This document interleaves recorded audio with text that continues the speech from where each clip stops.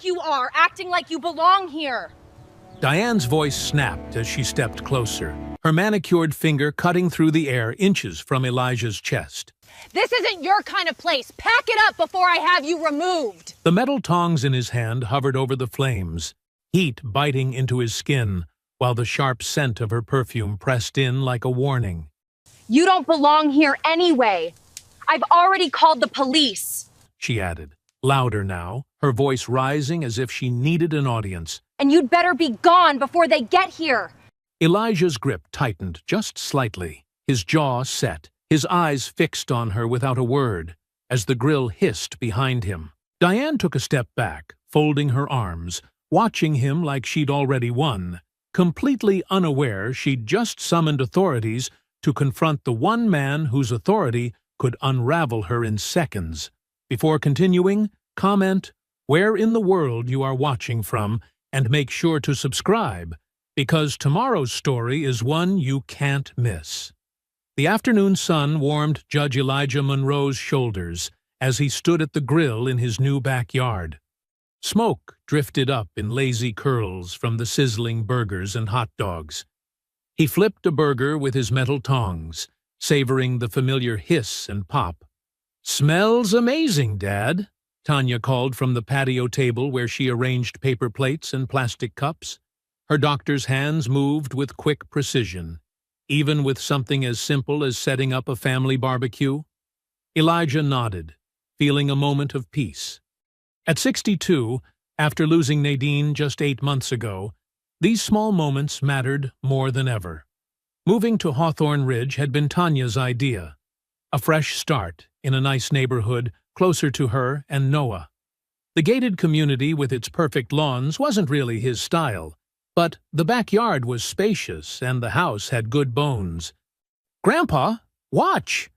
Noah, his 11-year-old grandson, tossed a football high into the air and caught it with a dramatic dive onto the grass. His laughter rang out, bright and clear. "Nice catch, buddy," Elijah called. "Just save some energy for these burgers. They'll be ready in 5. From the corner of his eye, Elijah noticed a few neighbors watching from their yards. An older couple smiled tentatively from their deck. A man watering his plants lifted a hand in a half-wave. This was good, Elijah thought. Normal.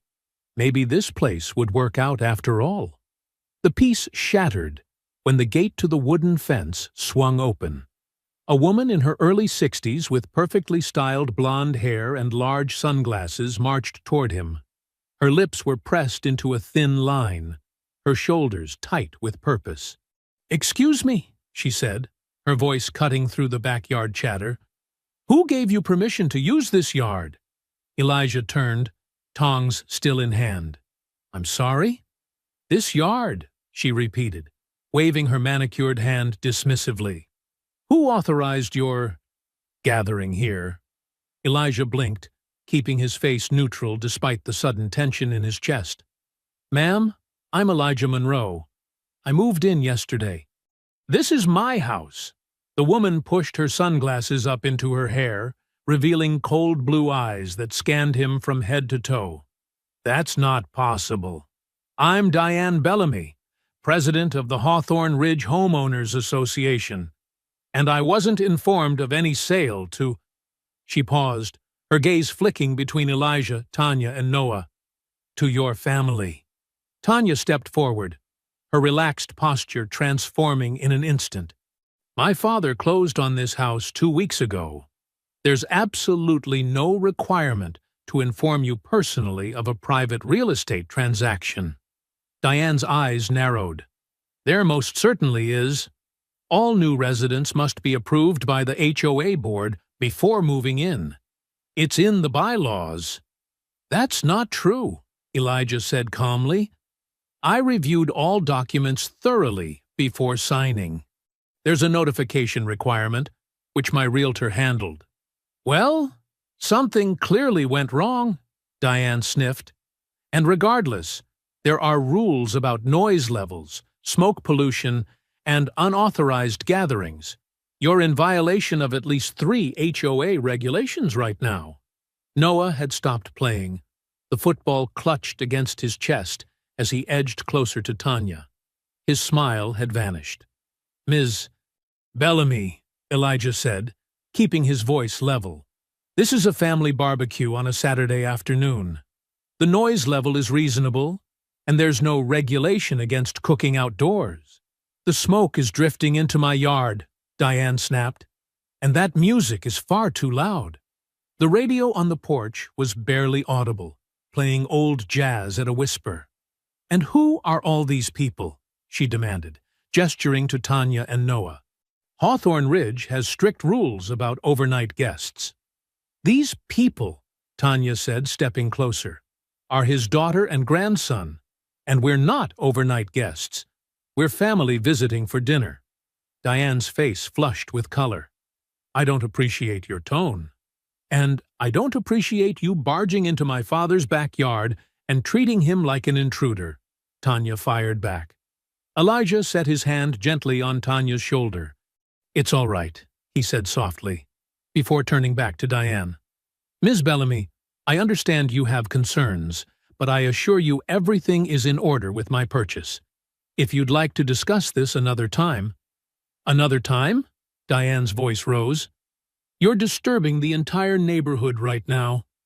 I've had 3 complaints already about the smoke and the strangers walking through our gates." Elijah tightened his grip on the tongs, feeling the weight of them in his hand. In 30 years on the federal bench, he had faced down hardened criminals with more respect than this woman was showing him in his own yard. Noah edged behind Tanya, his eyes wide and uncertain. Elijah felt a flash of anger. This was supposed to be a good day, their first meal together in the new house. Diane's gaze fixed on the tongs in Elijah's hand. Something shifted in her expression, a calculated hardening. She reached into her designer handbag and pulled out her phone. "I'm calling the police," she announced, her finger hovering over the screen. "I don't feel safe with you waving that metal object around." Elijah looked down at the grilling tongs, then back at Diane's cold eyes. The absurdity of it struck him, even as the seriousness of her threat sank in. "Ms. Bellamy," he began. "Don't come any closer," she warned, stepping back toward the fence. "I'm calling them right now.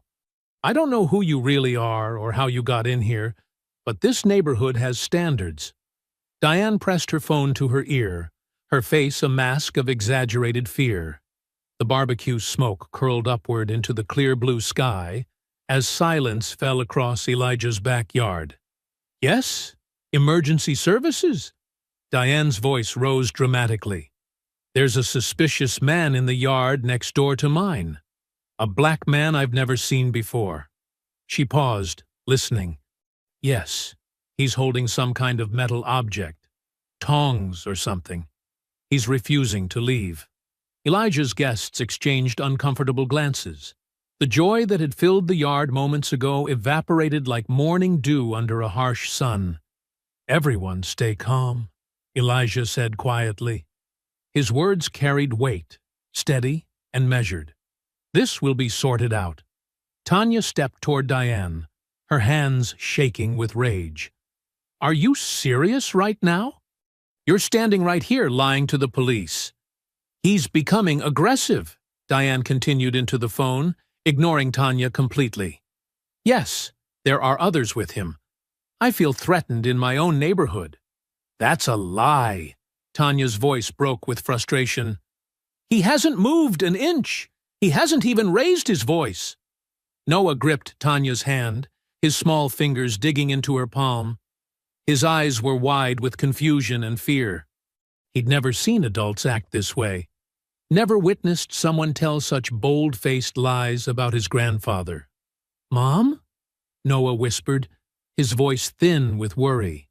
"Why is she saying those things about Grandpa?" Tanya pulled Noah closer, wrapping her arm protectively around his shoulders.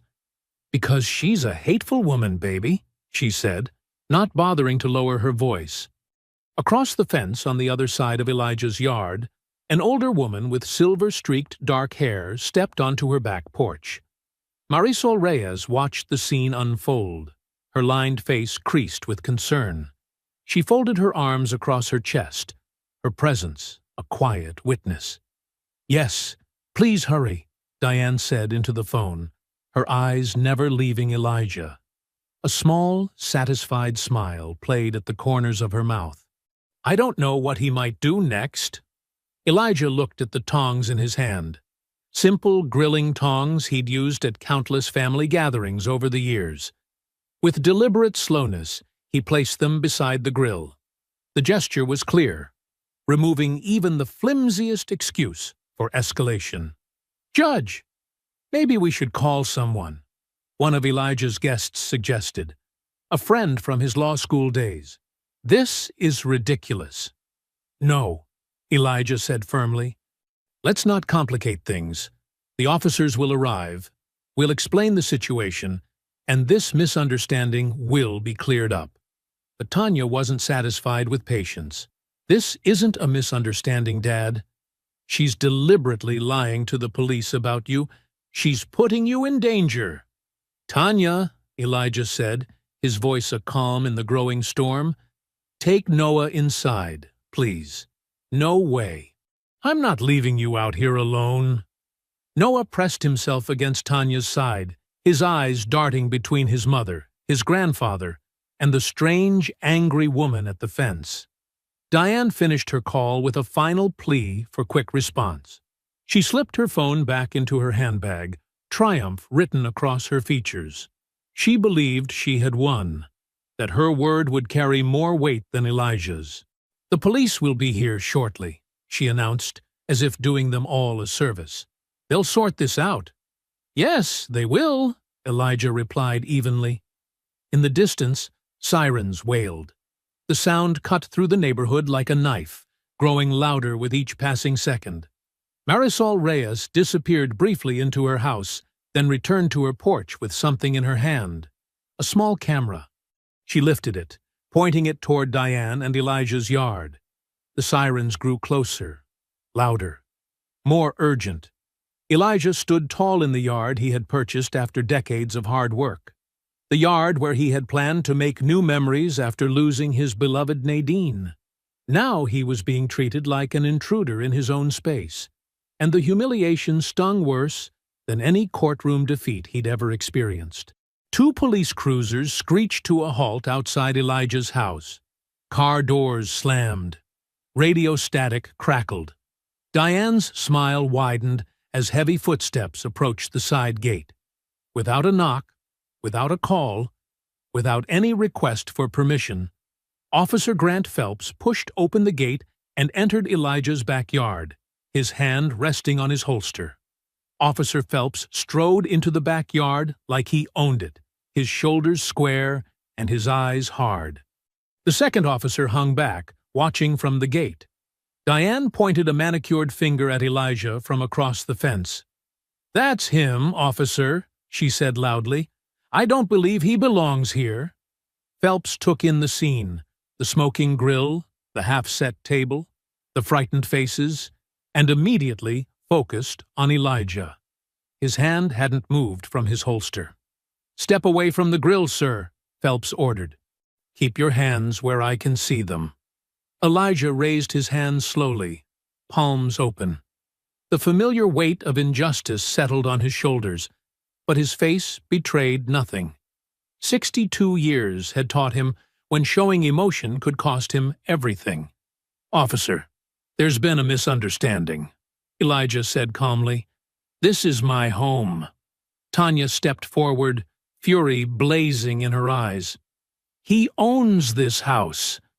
This woman is harassing us during a family barbecue." Phelps turned sharply toward her. "Ma'am, I need you to step back and not interfere. I'm handling this situation." "Handling what situation?" Tanya demanded. "We're cooking in our own backyard." "Last warning," Phelps said, his voice hardening. "Back up, or you'll be detained for obstructing an officer." The guests exchanged horrified glances.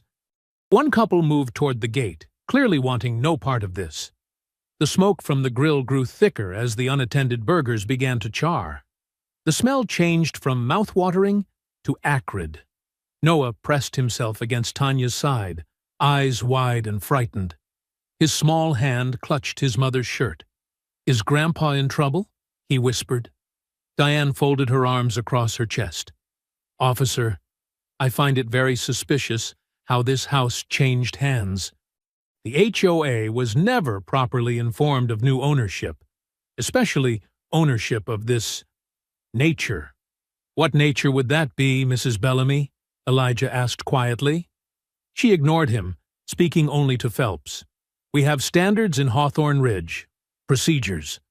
Phelps nodded, as if this made perfect sense. "Sir, I'll need to see some identification." The request hung in the air. Elijah felt every eye on him. His frightened grandson, his fuming daughter, his embarrassed guests, his new neighbors peering from windows and porches. The humiliation burned worse than any courtroom defeat. After decades of upholding the law, he was being treated like a criminal in his own backyard. "My wallet is in my back pocket," Elijah said evenly. "I'm going to reach for it now." "Slowly," Phelps warned. Elijah removed his wallet with deliberate care. He extracted his driver's license and held it out. Phelps took it, studying the card with narrowed eyes. "This address matches," he said, sounding almost disappointed. 241 Magnolia Lane." "Yes," Elijah said, "because I live here. I purchased this home 3 weeks ago." Diane shook her head vigorously. "There must be some mistake. The HOA would have been notified about any new residents." "There was no mistake, Mrs. Bellamy," Elijah replied. "The sale was completely legitimate." Phelps handed the license back, his expression annoyed rather than apologetic. He didn't like being wrong, and he certainly didn't like being called out for a mistake. "Well, everything seems to be in order then," he said stiffly.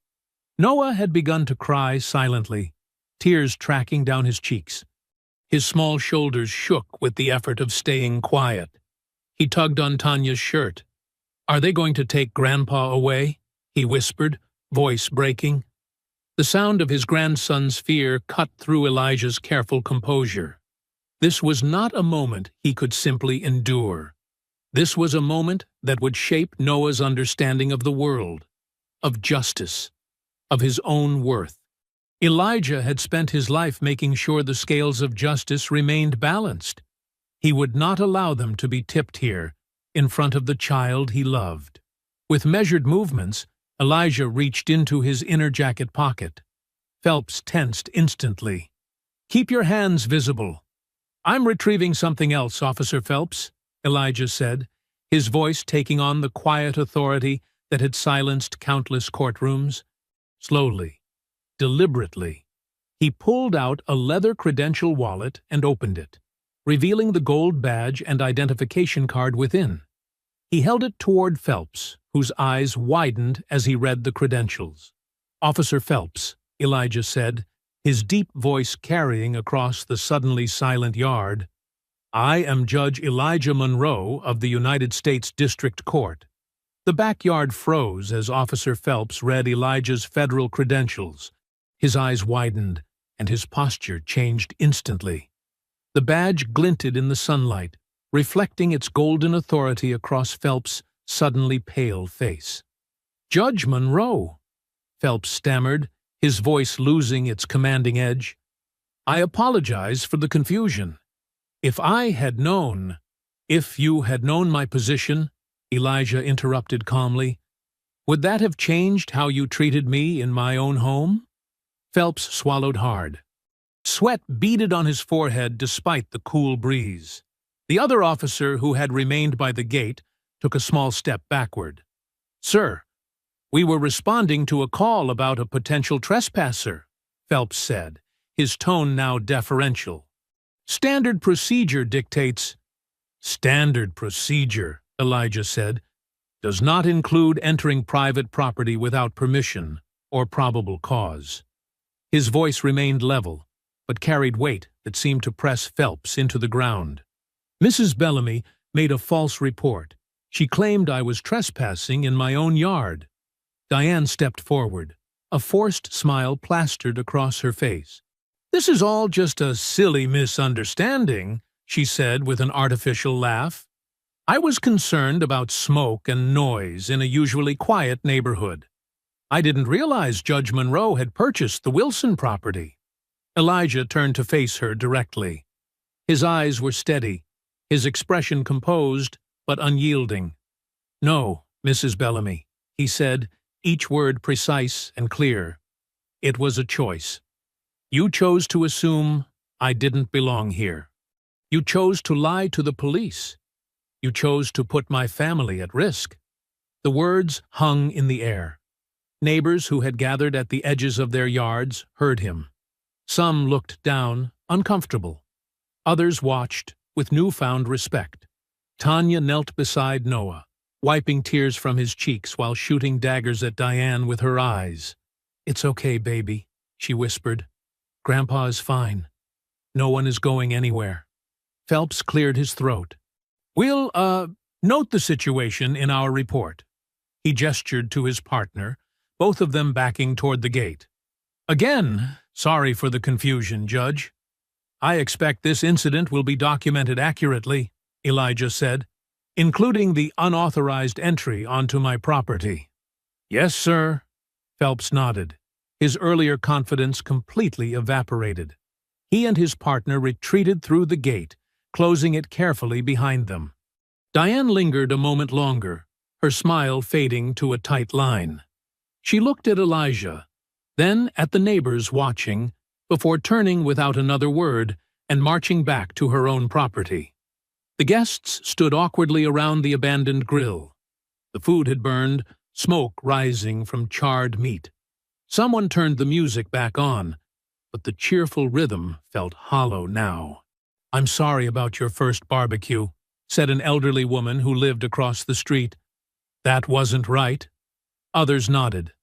A few approached Elijah to introduce themselves properly. The gathering limped along for another hour, but the celebration had turned into something more somber, a shared witness to injustice. By evening, the guests had gone, and Elijah sat at his kitchen table with Tanya and Noah. The house that was meant to be a fresh start now felt tainted. "You need to file complaints," Tanya insisted, pacing the kitchen floor. "Against that woman and against the police. They had no right to treat you like that."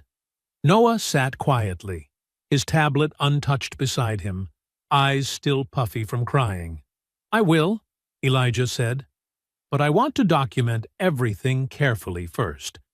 Times, exact words, who was present." He pulled a legal pad toward him and began writing in his precise handwriting. "Rushing creates mistakes. Mistakes create escape routes. This is why you're the judge, and I'm not," Tanya said with a sigh. "I'd be ready to burn it all down." "Justice isn't about burning," Elijah replied. "It's about illuminating, exposing what's hidden." Noah finally spoke, his voice small. "Why did she call the police on you, Grandpa?" Elijah set down his pen. "How do you explain prejudice to an 11-year-old? How do you tell him the world isn't always fair without crushing his spirit? Some people make judgments based on what they see, not who they know," he said carefully. "Mrs. Bellamy made wrong assumptions about me." "Because you're black?" Noah asked directly. Elijah nodded slowly. "Yes, but what matters is how we respond. With dignity, with truth." As darkness fell, they heard a car door slam outside. Elijah rose to peek through the curtains. Diane's silhouette moved across his front yard, retreating quickly back to her own house. "What was that about?" Tanya asked. "I'm not sure," Elijah replied. The answer came the next morning. When Elijah opened his front door to collect the newspaper, he found a white envelope taped to the door. Inside was an official HOA violation notice, listing multiple infractions: unauthorized gathering, excessive smoke, noise disturbance, improper outdoor equipment. At the bottom, a flowing signature: Diane Bellamy, President, Hawthorne Ridge Homeowners Association. That same evening, Elijah sat at his kitchen table reading Diane's HOA notice. The paper trembled slightly in his steady hands, not from fear, but from a quiet, controlled anger he rarely allowed himself to feel. $500? Tanya's voice rose as she paced behind him. For a barbecue? This is insane. Elijah adjusted his reading glasses, studying each line of the notice. Unauthorized gathering, excessive smoke, noise disturbance, improper outdoor equipment, and my personal favorite, failure to maintain neighborhood harmony. Neighborhood harmony? Tanya stopped pacing. Is that even a real violation? According to Section 12, Paragraph 3 of the HOA bylaws, it is. Elijah tapped the fine print at the bottom of the page. Noah stood in the hallway, half hidden in shadow, watching the adults with wide eyes. He hadn't meant to eavesdrop, but he couldn't make himself walk away. The worry on his grandfather's face scared him more than Diane or the police had. "Dad, this is harassment," Tanya said. "We need to call an attorney right now." Elijah set the notice down. Diane's smart. She's switched from police intimidation to bureaucracy. Harder to fight, easier to deny. But it's still wrong. Tanya grabbed her phone. "Let me call Jamie from law school. She handles housing discrimination." A soft knock at the back door interrupted her. All three of them froze, the memory of earlier intrusions still raw. Through the kitchen window, they could make out the small figure of Marisol Reyes on the back porch, clutching something to her chest. Elijah stood and opened the door. "Marisol, please come in." The older woman stepped inside, her gray hair neatly pinned back. "I saw her tape that notice to your door this morning," she said without preamble. "I've been debating all day whether to come." "I'm glad you did," Elijah replied. "This is my daughter Tanya, and my grandson, Noah." Marisol nodded to them both. "I brought you something." She set a worn manila folder on the table.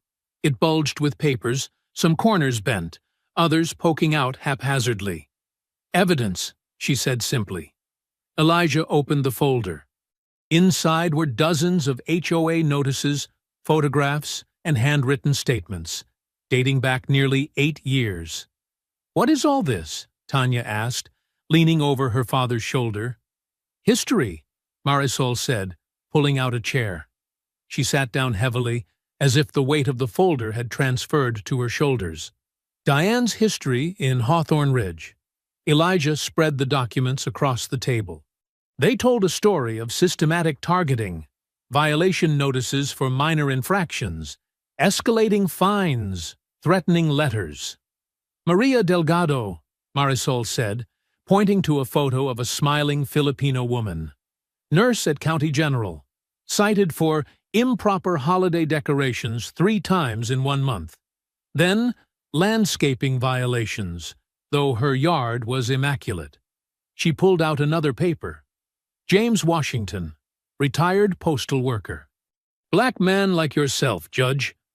Moved in 4 years ago. 26 violations in 6 months. What happened to them?" Elijah asked quietly. "They sold. Most do." Marisol's voice held a bitter edge. "The Rodriguez family lasted longest, almost 2 years of fighting. But their contracting business suffered when Diane started telling neighbors not to hire them." More papers emerged. A Latino family cited for cultural gatherings. 3 elderly widows fined for maintenance issues. They couldn't possibly fix themselves. "She picks her targets," Marisol continued. "People of color, single women, anyone she thinks won't or can't fight back." Noah had crept closer during this exchange, now standing at the edge of the table. He stared at the photos of families who had once lived in the homes around them, families who were gone now. "Why didn't anyone stop her?" Tanya asked, her voice tight with anger. "Some tried," Marisol sighed, "but Diane has connections at City Hall. Her late husband was some big developer. And this neighborhood, She gestured vaguely. Most people just want peace. They look away. Elijah nodded slowly, absorbing this information with the careful consideration of a judge weighing evidence. But you didn't look away, Marisol. You kept records. Fat lot of good they did, she said. Until now, maybe. Why help us? Tanya asked. Marisol's eyes hardened. Because I'm tired of watching good people driven out by a bully. Because I should have done more before. And because you... She looked directly at Elijah. You're not afraid of her. Noah finally spoke, his small voice cutting through the room. Grandpa, can the police come back? Because of these papers? The adults fell silent, suddenly remembering the boy's presence. Elijah pushed back his chair and opened his arms. Noah came to him, and Elijah pulled him close. No, son, he said firmly, looking into Noah's eyes. I promise you, nobody will use fear that way again. Not against us, not against anyone in this neighborhood. Morning light filtered through the blinds of Elijah's home office, casting thin stripes across his methodical work. He sat at his desk, surrounded by 3 distinct piles: Diane's HOA violation notice on the left, Marisol's folder of past incidents in the center, and his own carefully written timeline of the police confrontation on the right. His reading glasses perched on the bridge of his nose as he wrote in his precise, judicial handwriting. Dad? Tanya appeared in the doorway, holding a mug of coffee. She stepped inside, setting the steaming cup next to him. You've been in here since dawn. Elijah looked up, offering a small smile. Thank you. Just getting my ducks in a row. Tanya peered over his shoulder at the formal letter he was drafting. Request for HOA records and documentation, she read aloud. You're going full judge mode on them. I'm going full citizen mode, Elijah corrected, his voice level. Every homeowner has the right to review these records. I'm simply exercising mine. The letter requested comprehensive documentation, 5 years of fine histories, violation notices categorized by homeowner, meeting minutes, complaint logs, and the complete enforcement rules with any amendments. Elijah had cited relevant state statutes governing homeowners associations and records access. You think they'll actually hand all this over? Tanya asked, skepticism evident in her tone. They're legally obligated to. He put down his pen and turned to face her. If they refuse, that tells us something too. Tanya paced the small office, arms crossed tightly across her chest. She'll retaliate, Dad. Diane already has Noah afraid to play in the backyard. What's next? More police calls? Getting Noah in trouble at school? That woman has no limits. Elijah's expression remained calm, though his eyes reflected understanding of his daughter's fears.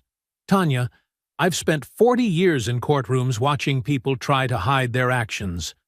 The loudest ones usually have the most to hide. He tapped the folder from Marisol. Diane's had free rein because people were too intimidated to challenge her. But evidence matters more than outrage. I'm just worried about Noah. So am I, Elijah said softly. That's why we do this carefully, thoroughly. We document everything. By early afternoon, Elijah had delivered his formal request to the HOA secretary's mailbox and emailed a copy to all board members. 2 hours later, the neighborhood email list pinged with a message from Diane Bellamy. Emergency HO meeting, tonight. 7 p.m. topic, safety and community standards.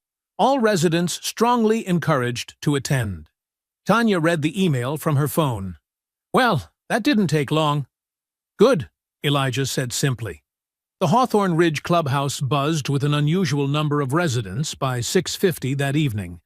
Elijah, Tanya, and Marisol arrived together, drawing curious glances from neighbors who had witnessed or heard about the barbecue incident. They took seats near the front, Elijah nodding politely to those he passed. At precisely 7:00, Diane swept in wearing a cream-colored pantsuit and pearls, followed by 4 board members who looked distinctly uncomfortable. She took her place at the podium, arranging her notes with perfectly manicured hands. "Thank you all for coming on such short notice," she began, her voice trembling slightly, a performance of vulnerability that Elijah immediately recognized from countless witness testimonies.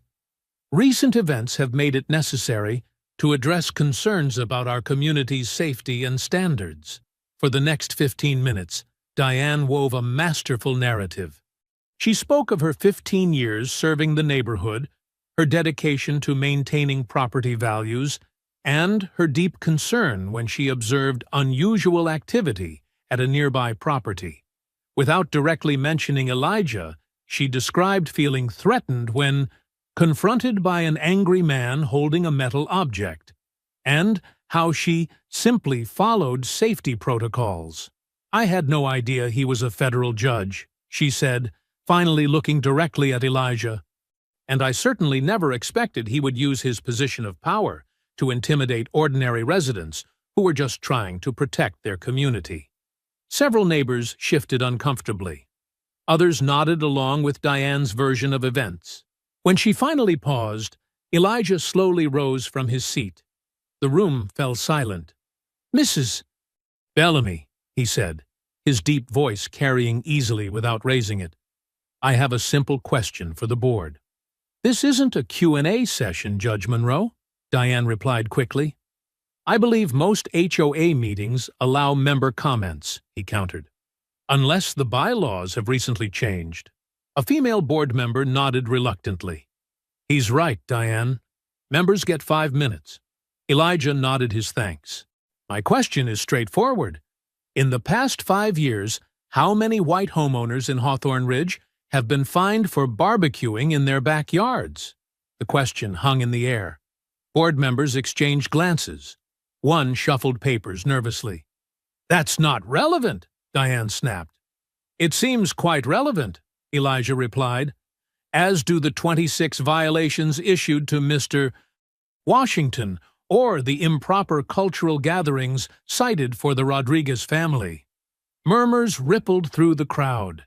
Diane's composure cracked slightly. "We don't keep records by race," another board member offered weakly. "Perhaps you should," Elijah said. "It might reveal interesting patterns." Diane abruptly gathered her notes. "This meeting is adjourned.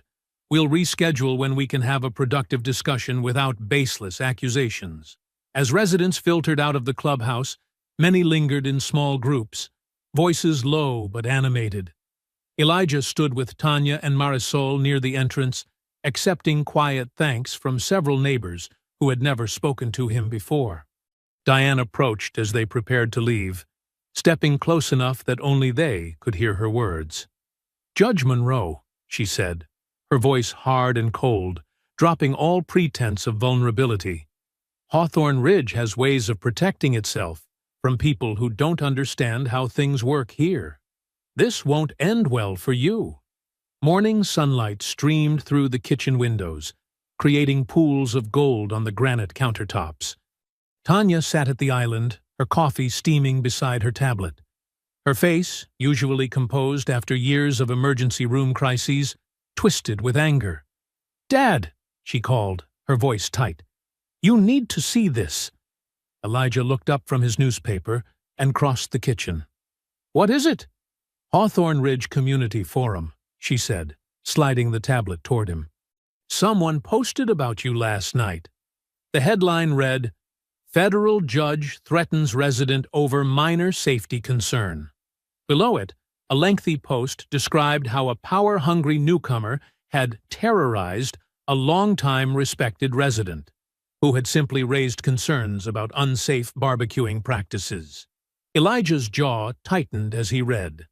The article twisted every fact, painting Diane as a frightened woman and himself as an angry bully using his position to silence legitimate neighborhood concerns.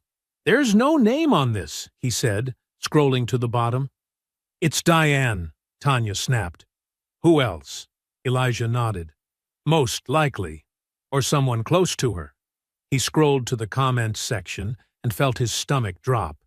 Dozens of responses, most from anonymous accounts, piled on with increasing venom.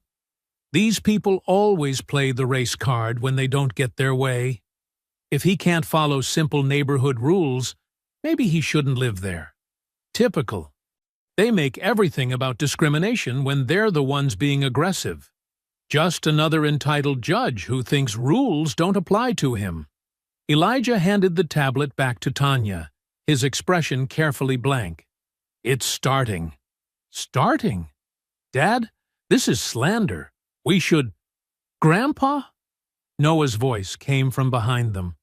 They turned to see him standing in the doorway, still in his pajamas, eyes wide and confused. Before Tanya could close the tablet, Noah pointed at it. I saw that. Why are people saying those things? His voice trembled slightly. Why do strangers hate you? You just made barbecue. Elijah crossed to his grandson and knelt down, meeting his eyes. Noah, sometimes people decide they don't like someone before they even know them. They tell stories that aren't true because they're afraid. Afraid of barbecue? Noah asked, his 11-year-old logic cutting through the pretense. Afraid of people who are different? Elijah said gently. Remember how we talked about this before? Noah nodded, but his eyes still showed confusion. But you're a judge. You help people. They said you're mean and scary. Tanya joined them, putting her arm around Noah's shoulders. Those people don't know your grandfather. They're just repeating lies. Will they make the police come back? Noah asked, the real fear showing now. Elijah hugged his grandson close. No one is taking me anywhere, Noah. I promise you that. But as he met Tanya's eyes over Noah's head, he knew the wound had cut deeper than any physical threat could. His grandson was seeing, perhaps for the first time, how easily truth could be buried under hatred. That afternoon, Elijah was sorting through legal documents in his home office when he noticed movement through the window. A police cruiser rolled slowly past the house, its driver clearly visible. Not Officer Phelps, but another officer, watching the property with obvious interest. Tanya noticed it too, from where she stood watering plants on the porch. She came inside, slamming the door harder than necessary. That's the second time in an hour, she said. They're trying to intimidate you.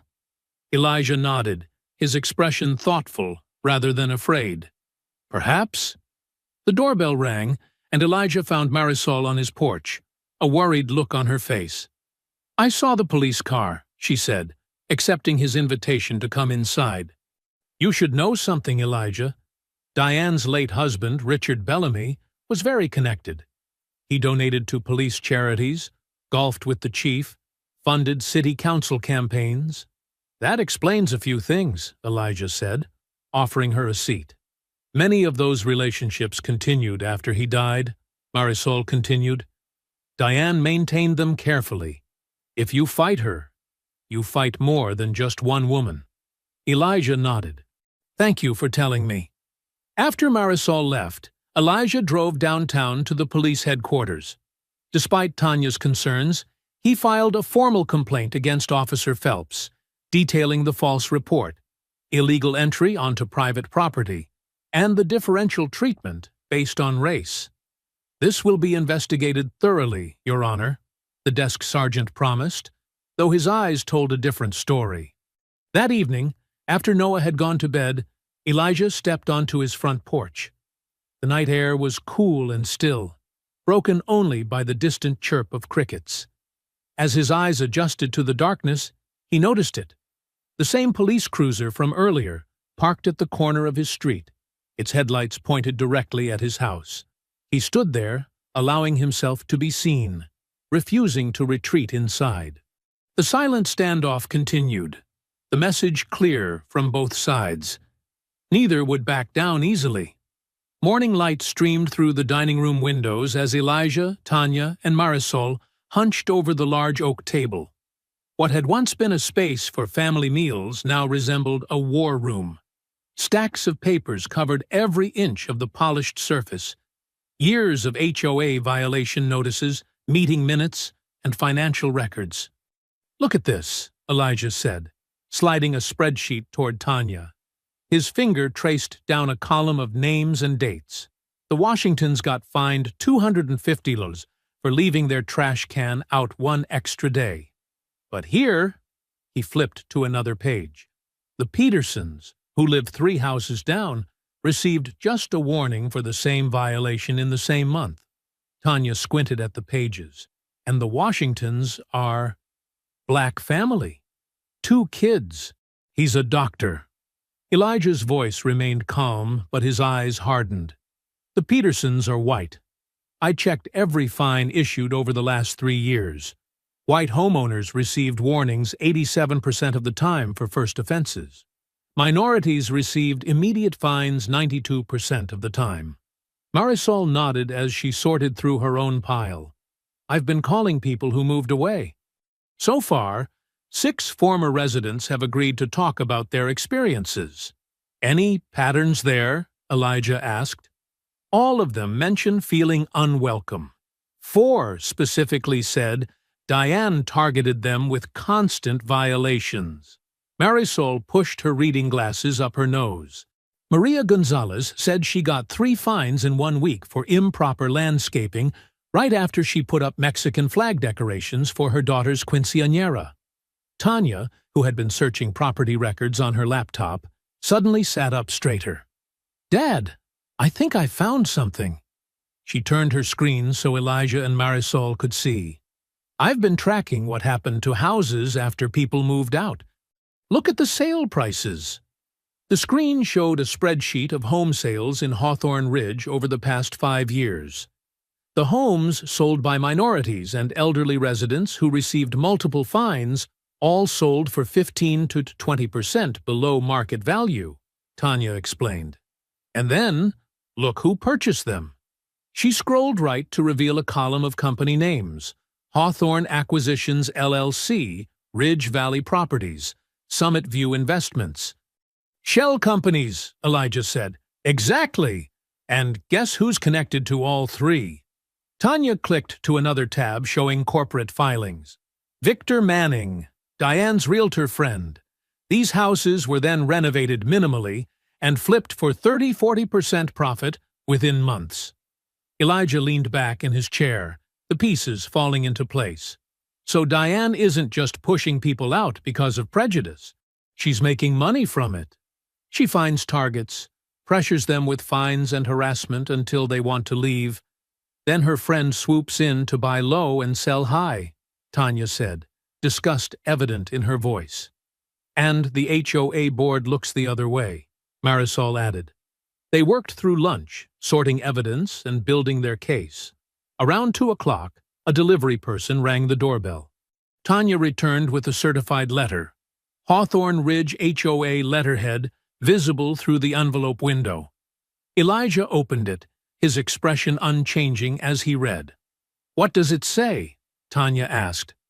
Diane demands I cease and desist from sharing confidential HOA information with unauthorized parties, Elijah said, placing the letter on the table.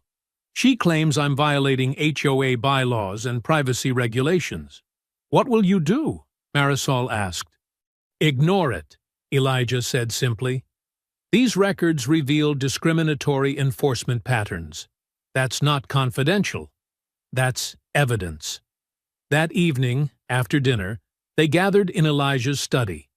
The laptop on his desk displayed the face of Patricia Williams, a former resident who had taught high school English for 30 years before retiring. I lasted 8 months in Hawthorne Ridge, Patricia said, her voice clear through the speakers. At first, it was just small things, complaints about my wind chimes or my garden gnomes. Then came fines for my grandchildren visiting too often, for parking in my own driveway wrong, for my music being too loud when it wasn't even on. Elijah nodded. Did you ever appeal these fines? 3 times. The board always sided with Diane. Patricia's eyes showed old pain. The final straw was a $1,500 fine for structural modifications when I installed a wheelchair ramp after my hip surgery. They claimed I hadn't gotten proper approval, but I had submitted all the paperwork. "What happened to your home?" Tanya asked gently. "I couldn't afford to keep fighting. My fixed income barely covered the mortgage. Victor Manning offered to buy it as is for a quick sale." Patricia sighed. "I found out later he sold it for nearly $100,000 more just 4 months later." After they ended the call, the three sat in silence for a long moment. Finally, Elijah reached for his legal pad. With slow, deliberate strokes, he wrote 3 words: pattern, profit, protection. 2 evenings later, the Hawthorne Ridge clubhouse buzzed with energy. Every chair was filled, and people lined the walls. Neighbors who normally skipped HOA meetings showed up early, claiming spots near the front. The air felt electric with anticipation. Elijah entered with Tanya and Marisol flanking him, a folder of documents tucked under his arm. Several residents nodded in greeting. A few even offered small smiles of support. "I never thought I'd see the clubhouse this packed," Marisol whispered. Tanya scanned the room, her doctor's eyes assessing the crowd. "Half these people never bothered to show up before. They're curious now." "No," Elijah replied quietly. "They're awake now." They found seats in the second row. Behind them, the double doors opened again. Diane Bellamy swept in wearing a crisp blue dress and pearl earrings, her smile as practiced as ever. But something was different. The usual nods of respect from her supporters seemed hesitant. The room didn't part for her, as it once had. Diane took her place at the center table, straightening papers that didn't need straightening. The HOA vice president called the meeting to order. "We've gathered tonight at the request of multiple homeowners regarding concerns about HOA leadership and enforcement practices." Diane's smile tightened. "I'm happy to address any misunderstandings." "These aren't misunderstandings," called a voice from the back. Heads turned to see Robert Chen, a quiet man who'd lived in Hawthorne Ridge for 15 years. "I've never spoken at these meetings before because I was afraid. Not anymore." Murmurs rippled through the crowd. The vice president looked uncomfortable, but nodded. "We'll have structured comments. 3 minutes per person." One by one, neighbors approached the microphone. A retired couple described how Diane had fined them for having their grandchildren visit too often. A woman who'd lived there 5 years explained how her garden decorations were called tacky, while identical items in other yards went unnoticed. When Marisol's turn came, she stood tall despite her arthritis. Her voice was steady as she faced the room. "I've lived here 12 years. I've watched good people treated like trespassers in their own homes. I've kept records," she said, holding up a weathered notebook. "Dates, times, who was targeted, who wasn't. The pattern is clear. If Diane doesn't like you, especially if you're not white or not rich enough, she finds ways to make you miserable until you leave." Diane's face flushed. "That's absolutely untrue." "Let her finish," someone called out. Diane's mouth snapped shut. When Tanya took the microphone, her hands trembled with controlled anger. "My son Noah is 11 years old. He watched his grandfather, a federal judge who has served this country for decades, treated like a criminal in his own backyard. My son cried himself to sleep that night, terrified the police would come back and take his grandfather away." Her voice broke slightly. "All because Mrs. Bellamy decided a black family barbecuing didn't belong here." The room fell silent. On the projector screen, Patricia Williams appeared by video call, her teacher's voice clear and commanding as she detailed the harassment that drove her out. "I lost $43,000 in home equity when I was forced to sell quickly," she concluded. "And I later discovered my home was resold through a company connected to Diane's friend in real estate." 3 more former residents testified by video. Their stories painted a damning picture: targeted harassment, suspicious property transfers, and profits that always seemed to benefit the same small circle. When Elijah finally stood, He didn't need to raise his voice. The room was already hanging on his every word. "This isn't about barbecue smoke or garden gnomes or even about me," he said. "This is about using power to hurt people who are different. It's about turning neighbors into enemies. And according to your own bylaws, it's grounds for immediate removal of leadership." "I second the motion for removal," called Robert Chen. "Third," said another voice. The vice president looked shaken but nodded. "We'll proceed with the vote on removing Mrs. Bellamy as HOA president." For the first time, fear flashed across Diane's face. She glanced around the room, searching for allies and finding fewer than before. As paper ballots were passed around, she sat rigid in her chair, fingers gripping her pen too tightly. Elijah remained calm, watching silently. The testimonies had done their work. Neighbors who had once cowered now stood tall. The truth had broken through. The vice president stood at the front table, ready to collect and count the ballots. The room leaned forward in anticipation. Victory felt close enough to touch. The clubhouse doors swung open with a bang. Councilman Randall Pierce strode in, his tailored suit at odds with his flushed face. Under his arm, he carried a thick manila folder. Relief washed over Diane's face. "I apologize for my tardiness," Pierce announced, his politician's smile firmly in place.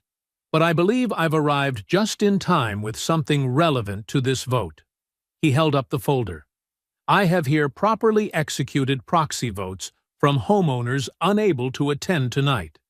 I believe they should be counted before any decision is made." The clubhouse erupted in chaos. Shouts and protests filled the room as Councilman Randall Pierce stood at the front, holding the folder of proxy votes like a shield.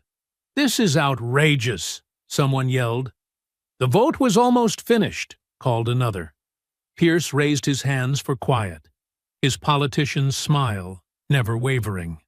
"I understand your frustration, but these are properly executed proxy votes from homeowners who couldn't attend tonight.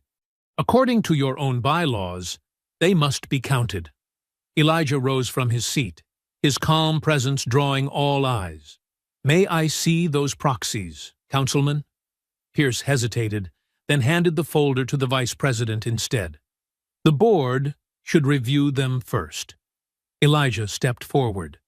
"As a homeowner affected by this vote, I have the right to challenge these documents." "The timing is suspicious at best." The vice president flipped through the papers, her expression troubled. "They appear to be in order. 27 proxy votes, all supporting Mrs. Bellamy." "Convenient," Tanya muttered loud enough for everyone to hear. "Those signatures could have been collected under false pretenses," Elijah said.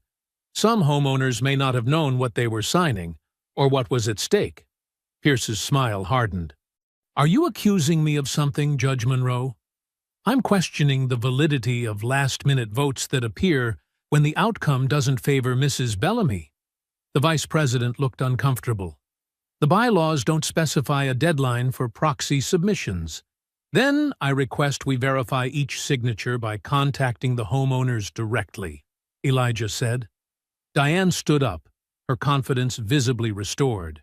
"That would be harassment. These votes are legal and must be counted now." The room's energy had shifted. Where minutes ago justice seemed within reach, now confusion and doubt spread through the crowd. After a tense discussion, the board counted the proxy votes. The final tally was announced with obvious reluctance.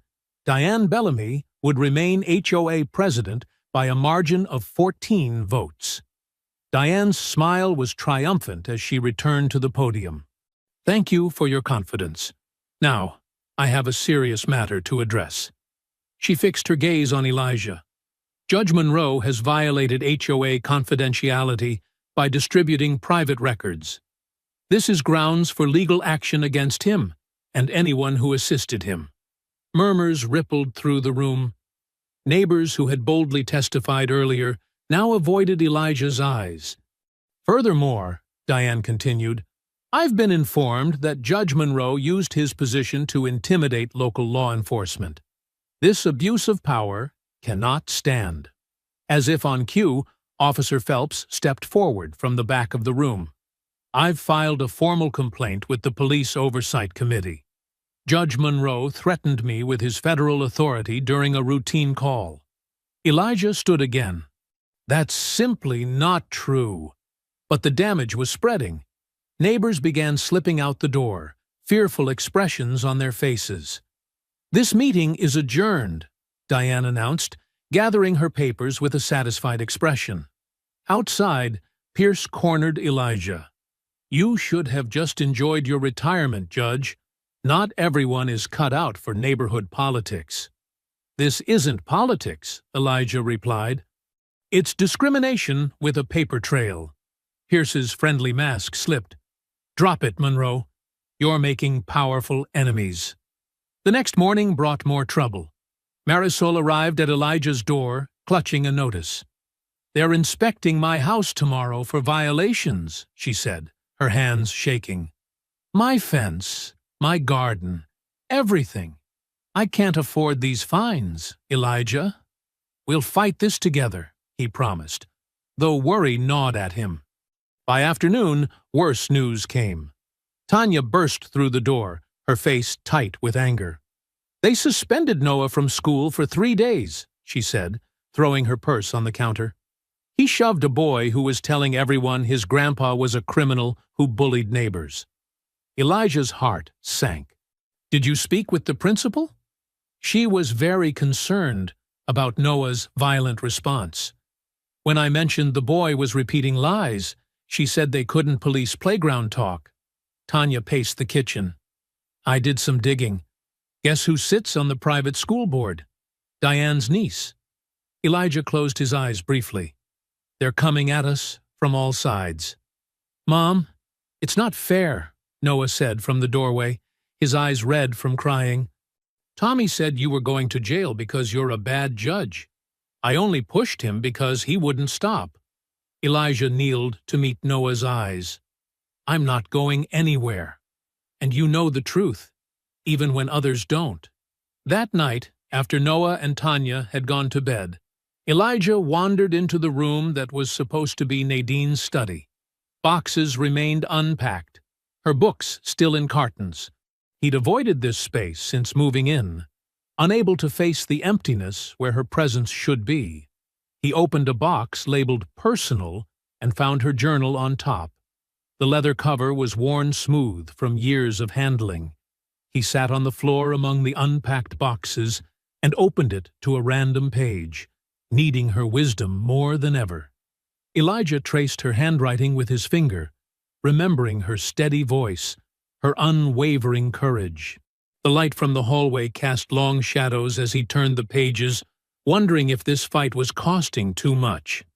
Noah suspended, Marisol threatened, neighbors turning away in fear. Was justice worth the pain it was causing those he loved? Elijah stared at the page, his eyes lingering on Nadine's flowing handwriting. Her journal entry from 3 years ago seemed written for this exact moment. "Sometimes peace isn't about avoiding the storm, Elijah. Sometimes peace means standing exactly where trouble finds you and refusing to be moved. That's what you've always done in your courtroom. Truth doesn't run from lies. It stands firm until lies crumble against it." Tears welled in his eyes. He wiped them away with the back of his hand, smiling through the ache in his chest.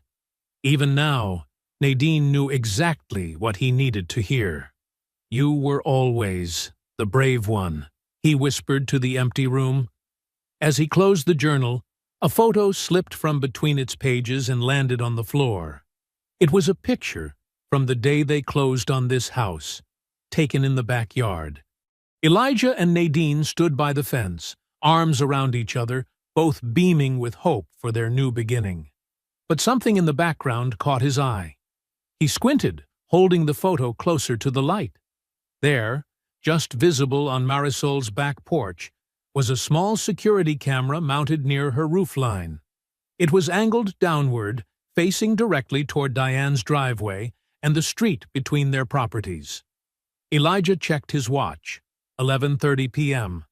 too late to knock on Marisol's door, but his mind raced with possibilities.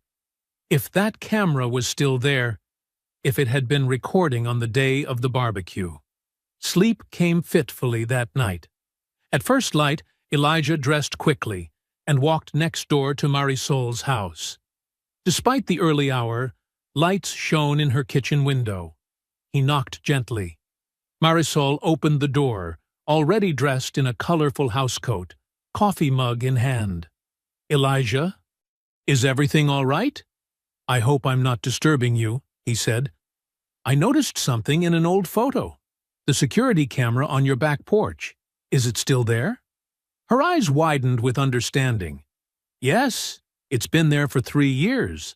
I installed it after Diane spray-painted my mailbox because my roses grew too close to the sidewalk." She denied it, of course. "The police did nothing." "Does it record continuously?" Elijah asked, hardly daring to hope. "Every second. It stores footage for 30 days before recording over it." She set her coffee down. The barbecue. It would have captured everything. 20 minutes later, they sat in Marisol's small home office, staring at her computer screen as she navigated through stored video files. "There," she said, clicking on a folder. "This is from that Sunday." The footage was crystal clear. From this angle, they could see Diane's backyard, part of Elijah's, and the street between their houses. Marisol fast-forwarded until they spotted movement. "Look," Elijah pointed. "She's watching us set up the grill." The video showed Diane peering over her fence repeatedly, making phone calls while staring at Elijah's yard. When Tanya and Noah arrived, Diane disappeared into her house, emerging minutes later with her phone. "Stop there," Elijah said. Marisol paused the playback. On screen, Diane stood by her fence with her phone pressed to her ear. What chilled Elijah was the expression on her face. Not fear, not concern, but a small, satisfied smile. They watched as she spoke into the phone, occasionally glancing at Elijah's yard. Then another neighbor approached her fence. With the camera's microphone, they caught Diane's words clearly. "This is how you stop it early. Let them know they don't belong from day one." The neighbor looked uncomfortable, but nodded. They continued watching as police cars arrived. The footage clearly showed Officer Phelps pushing open Elijah's side gate without knocking or announcing himself. A clear violation of protocol and property rights. "This is everything we need," Elijah said quietly. "This proves the call was deliberate harassment, not a misunderstanding. And it shows that officer had no legal right to enter your property," Marisol added. Just then, a small voice came from the doorway. "I have more." They turned to see Noah standing there, still in his pajamas. Tanya stood behind him, her hand on his shoulder. "Noah," Elijah said, surprised. "What are you doing here?" "Mom saw you come over," Noah explained. "I told her I needed to show you something." He held up his tablet. "I was filming you at the grill that day. I wanted to make a video about our new house. I kept recording when that lady came over, and when the police came, too." Noah's voice trembled slightly, but his eyes held determination far beyond his 11 years. "I got everything they said, Grandpa. Everything!" Back at Elijah's house, they gathered in the living room. Noah's tablet connected to the large television, ready to share what he had captured. Tanya sat beside her son on the couch, one arm protectively wrapped around his shoulders. Marisol perched on the armchair, her face set with determination. Elijah stood by the television, his hands steady, but his heart racing. "Are you sure you want to watch this?" Elijah asked, looking at each of them. "It's going to be hard." "We need to see it all," Tanya said firmly. "Every ugly word." Noah nodded, his small face serious. "I'm not scared, Grandpa." Elijah pressed play. The video started with Noah filming Elijah at the grill, smoke rising gently, laughter in the background. The camera wobbled as Noah moved around, capturing the backyard scene. Then came Diane's voice, sharp and hostile from off-screen. "Excuse me, who gave you permission to use that yard?" The tablet shook as Noah turned toward the fence. Diane's face filled the frame, her eyes cold with disdain. "I own this home," Elijah's calm voice responded. "That's impossible," Diane snapped. "This house wasn't for sale to—" She stopped herself, but her meaning hung in the air. The video continued, capturing every moment in devastating clarity. When Diane pulled out her phone, Noah had kept filming, hiding partially behind a chair. Her words were perfectly clear. "There's a suspicious man in the yard next door. He's holding a metal object and refusing to leave." Then later, as the police approached, the camera caught Diane muttering to another neighbor, "People like that always say they belong. You have to show them they don't." Tanya made a choked sound, her eyes filling with tears. She pulled Noah closer. When Officer Phelps entered without permission, ordering Elijah away from his own grill, the humiliation was palpable. Noah's small hand could be seen trembling as he held the tablet, but he had kept filming. When the video ended, silence filled the room. Tears streaked Tanya's face. Marisol looked down at her clasped hands. Noah stared at the blank screen. Elijah knelt in front of his grandson. "Noah, what you did that day was brave and important. You preserved the truth when others tried to hide it." "I was scared," Noah admitted, his voice small. "But I remembered what you taught me about evidence." Elijah nodded, his throat tight with emotion. "Evidence matters. Truth matters." He looked at all of them. "And now we use it carefully. We should post this online right now," Tanya insisted, her voice hard with anger. "Let everyone see what she did." Elijah shook his head. "No. We need to be strategic. If we just post it, Diane can claim it's edited or taken out of context. We need official channels first." Over the next hours, Elijah meticulously organized the evidence. He created copies of Marisol's security footage and Noah's video, combining them with the HOA records showing the pattern of discrimination, the property transfer documents, and statements from former residents. "Where are you sending all this?" Marisol asked, as Elijah prepared separate files. "To every authority that needs to see it," he replied. "The State Civil Rights Division, Police Oversight Board, City Inspector General, real estate fraud investigators." He paused. "And one journalist I trust, Amara Wilson at the Tribune." "Why a journalist?" Noah asked. "Because sunlight is the best disinfectant," Elijah explained. "Official investigations happen behind closed doors. The public needs to know, too." Tanya paced the room. "This is taking too long. Diane is still out there, hurting people." "I understand your frustration," Elijah said patiently. "But if we rush this and make mistakes, she escapes consequences. The evidence must be impossible to dismiss." By evening, as they shared a quiet dinner, Elijah's phone buzzed with an email. Amara Wilson from the Tribune had responded. "Judge Monroe, this evidence is compelling. I'd like to interview you and the former residents you mentioned. This pattern of discrimination deserves public scrutiny. Can we meet tomorrow?" Elijah showed the email to the others. A small flame of hope kindled in the room. Just as they finished dinner, another email arrived. Elijah opened it, his eyebrows rising in surprise. "What is it?" Tanya asked. "The City Council," Elijah said, looking up from his phone. "They've scheduled a public hearing about complaints at Hawthorne Ridge. Next Tuesday at 10 a.m. City Hall loomed large and imposing against the morning sky. Elijah straightened his tie as he stepped out of the car, his face a mask of calm determination. Beside him, Tanya's eyes darted nervously at the crowd gathering outside the entrance.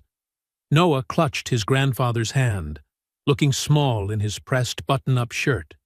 Marisol adjusted her glasses, her folder of evidence tucked under her arm. "Looks like word got out," Tanya muttered. Reporters clustered near the entrance, cameras flashing as they spotted Elijah. A woman thrust a microphone toward him. "Judge Monroe, is it true you're accusing the Hawthorne Ridge HOA of discrimination?" Elijah raised a hand politely. "I'll answer questions after the hearing. Thank you."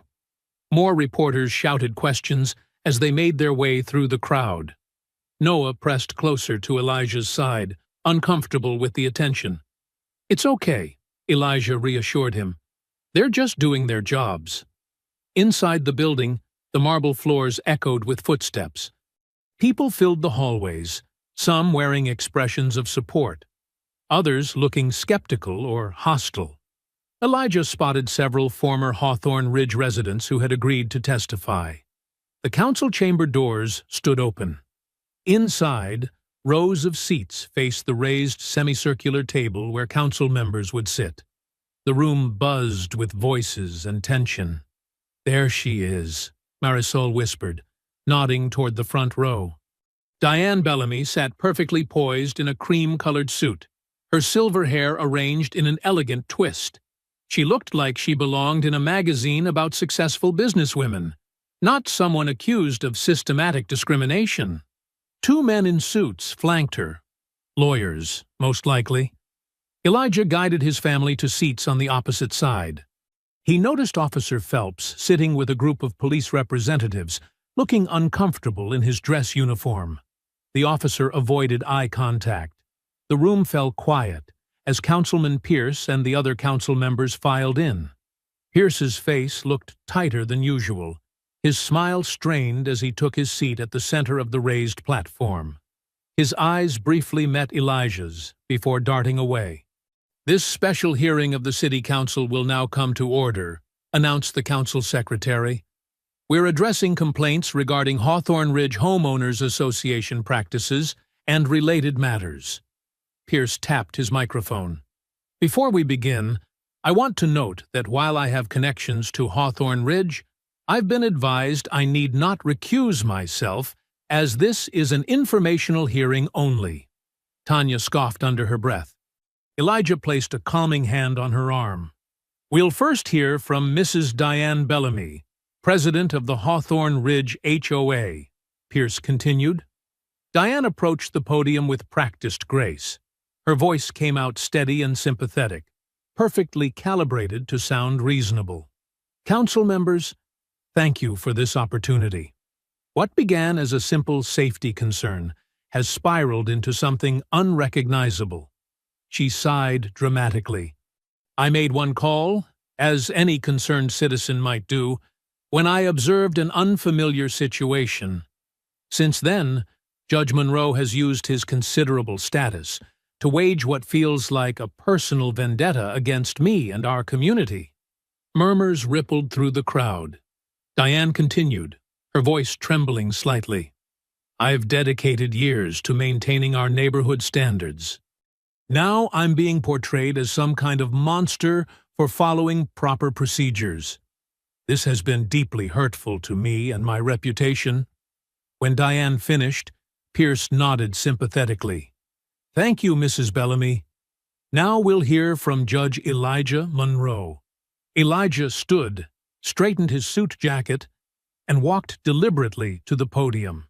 The room fell silent under his calm, authoritative presence. "Council members, citizens," he began, his deep voice filling the room without strain. "This case is not about barbecue smoke or a single frightened phone call. It's about a powerful resident who systematically uses police calls and HOA rules to make certain people feel unsafe in their own homes."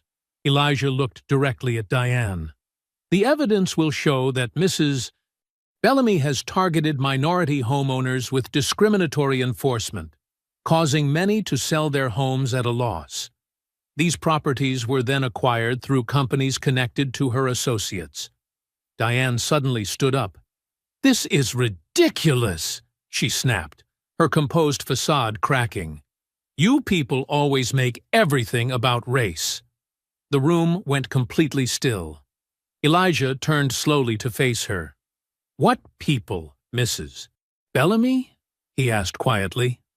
The words hung in the air. Diane's face flushed red as she realized her mistake. Pierce cleared his throat nervously. "Mrs. Bellamy, please take your seat. You'll have an opportunity to respond." "No," Diane interrupted. "I won't sit here and be accused of—" "Mrs. Bellamy," Pierce repeated more firmly, "please sit down." Diane reluctantly returned to her seat, her lawyers whispering urgently to her. Elijah continued, as if the interruption hadn't happened. "The evidence will speak for itself. Not opinions or accusations, but documented facts." He nodded to the city clerk, who moved to the light controls. The large screen at the front of the chamber lit up. "With the council's permission, I'd like to present video evidence first," Elijah said.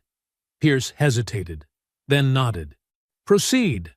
The city clerk dimmed the lights, and Marisol's porch camera footage began playing on the public screen. The room fell into stunned silence as the video played on the large screen.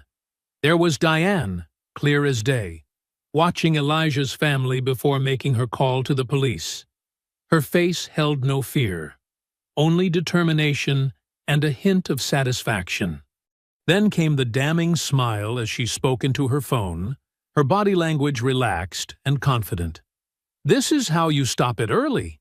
Diane's voice rang out as she spoke to another neighbor, the audio surprisingly clear from Marisol's security camera.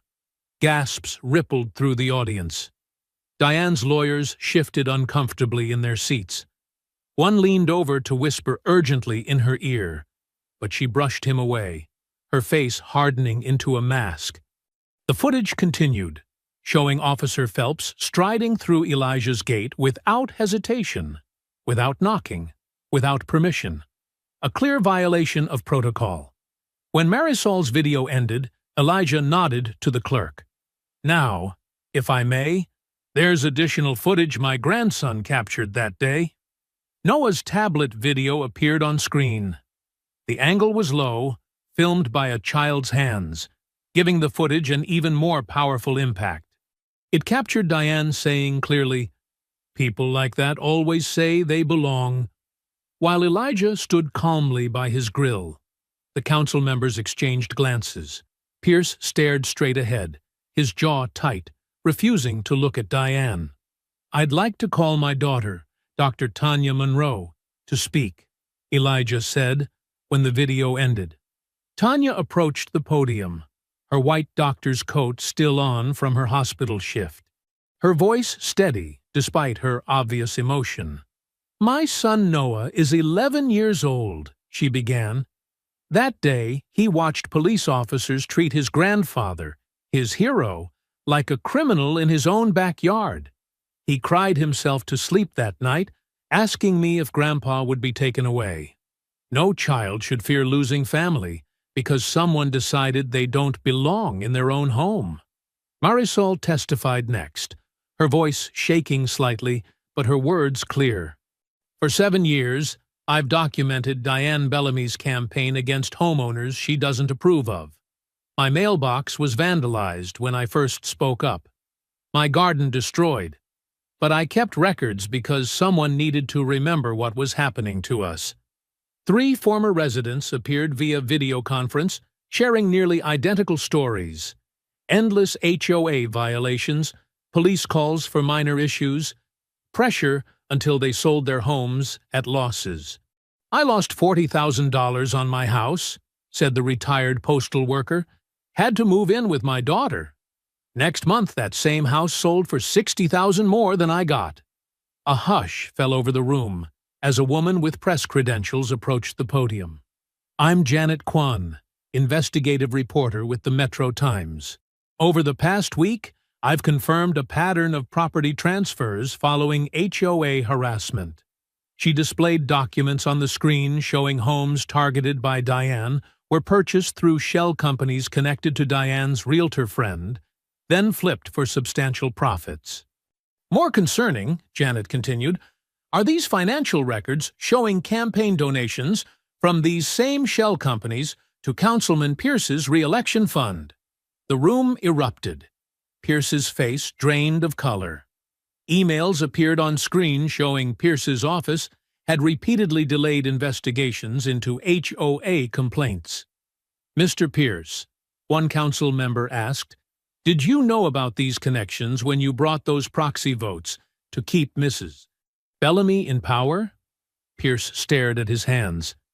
"I have no comment at this time." Diane turned to Pierce, her eyes pleading, but he wouldn't look at her. The safety net she'd counted on had vanished. After a brief recess, the council reconvened. The senior councilwoman leaned into her microphone. "Based on today's evidence, this council is making immediate referrals to the Ethics Commission, Civil Rights Division, Police Oversight Board, and Fraud Investigation Unit. Mrs. Bellamy is removed from all HOA authority pending full legal review. Officer Phelps is placed on administrative leave while the police department conducts its own investigation." Diane stood abruptly, gathering her purse. Her lawyers followed as she marched toward the exit. Outside, reporters swarmed, shouting questions. "Mrs. Bellamy, did you target minority homeowners? Is it true you profited from forced sales? Did you make false police reports?" She pushed through them without answering, her face rigid, her fortress of privilege crumbling around her. Across the plaza, Elijah emerged from the building. Noah rushed to his side, and Elijah took his grandson's small hand in his. They walked together through the afternoon sunlight, past the cameras and microphones. "Did we win, Grandpa?" Noah asked. "Truth won today," Elijah answered, squeezing the boy's hand. "And that's what matters most." The late summer sun warmed Elijah's shoulders as he stood in his backyard, exactly where he had stood 6 weeks earlier. This time, there were no suspicious glances from neighbors, no angry voices, no police sirens, just the peaceful sizzle of the grill and the gentle murmur of conversation as guests arrived through his open gate. "Grandpa, is it hot enough yet?" Noah called from the patio table where he arranged paper plates and plastic cups. "Almost," Elijah answered, checking the temperature gauge. The boy looked different now, shoulders relaxed, smile easy. The fear that had haunted his eyes for weeks had finally faded. Tanya emerged from the house carrying a tray of raw burgers. "Principal called today," she said, placing the tray beside the grill. "Noah's permanent record is completely clean. That suspension never happened." "Good," Elijah nodded. "It should never have happened in the first place." The school had reversed Noah's suspension 3 days after the hearing, once the truth about Diane's niece on the school board came to light. The woman had resigned her position last week, amid the growing scandal. Marisol Reyes appeared at the gate, carrying a large glass dish. "I hope everyone likes flan," she called, her silver hair gleaming in the sunlight. "My mother's recipe." "Marisol," Tanya hurried to help her. "That looks amazing." "Not as amazing as the new HOA rules," Marisol said, setting down her dessert. "The interim board sent them this morning. No more arbitrary fines. Every complaint gets reviewed by 3 different members, and they're forming a diversity committee to make sure enforcement is fair." "About time," said a man entering through the gate. Elijah recognized him immediately, the retired postal worker from Marisol's video testimony. Behind him came the Filipino nurse and the Latino contractor, former residents who had been driven away but returned today as honored guests. "Judge Monroe," the postal worker extended his hand. "Never thought I'd be back in this neighborhood." "Gerald," Elijah clasped his hand warmly. "Thank you for coming." "Wouldn't miss it," Gerald answered. "Heard Pierce stepped down from his housing committee. Trying to save what's left of his career, I guess." "Yes," Elijah nodded. "And the investigation into those shell companies is moving forward. Diane's realtor friend has already made a deal to testify."